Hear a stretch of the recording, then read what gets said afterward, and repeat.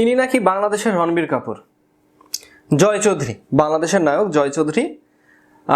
তার সিনেমা শেষ কথা, সিনেমাটি নিয়ে প্রচুর পরিমাণে আলোচনা হয়েছে। তিনি কি আসলেই বাংলাদেশের রণবীর কাপুর? ভাই ব্রাদার, আমি সিনেমাটি দেখেছি এবং আমার যে মতামত শুরুতেই আমি বলতে চাই, এই ধরনের নায়কের পিছে টাকাটা ইনভেস্ট করে কে? টাকা পয়সা যদি কোনো ময়া না থাকে, টাকা পয়সার প্রতি যদি কোনো দরদ না থাকে, তাহলে এদের পেছনে আপনি টাকা ইনভেস্ট করতে পারেন।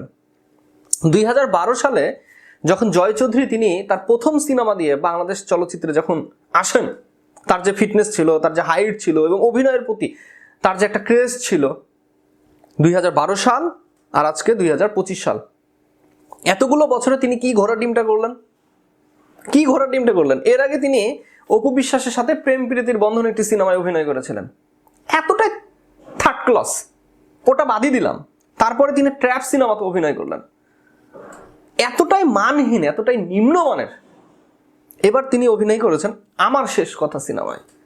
ভাই, এই ধরনের নায়কের পেছনে কে বা কারা এত টাকা খরচ করে ভাই? না, আমার খুব জানতে ইচ্ছা করছে। আপনাদের যদি এত টাকা পয়সা অনেক বেশি হয়ে যায়, তাহলে এক একটা বান্ডিলে ভাই ফিক মারেন, ফেলে দেন আমাদেরকে, আমরা কুড়ে খাই।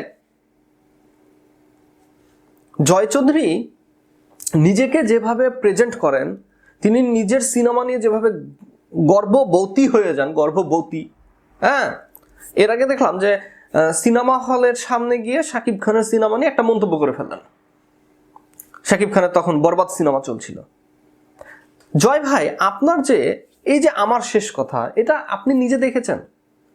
আপনি নিজে এই সিনেমাটি দেখেছেন? আপনার মনে হয় যে এটা সিনেমার মধ্যে পড়ে?